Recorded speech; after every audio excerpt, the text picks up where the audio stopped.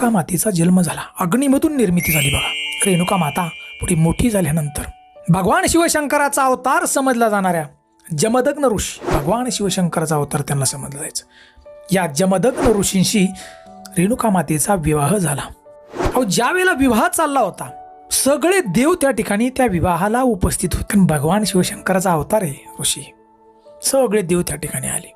आणि या लग्नामध्ये बघा इंद्रदेवाने रेणुका मातेच्या लग्नामध्ये कामधेनू, कल्पतरू, दिव्य चिंतामणी, परीस आणि सिद्ध पादुका हे सगळं आहे ना इंद्रदेवानं रेणुका मातेला त्या टायमाला दिलं बघा. लग्नामध्ये रेणुका मातेचा विवाह झाल्यानंतर माता ऋषींच्या बरोबर घरी गेली, जमदग्न ऋषी बरोबर. पुढे नंतर बघा त्यांना 5 मुलं झाली आई रेणुका मातेला. पहिला मुलगा वसु, दुसरा विश्ववसु, बृहद्वाहन आणि बृहद्वसु आणि नंतर परशुराम, अशी 5 मुलं झाली. 5 मुलं झाल्यानंतर एक दिवस असं घडलं बघा की माता रेणुका नदी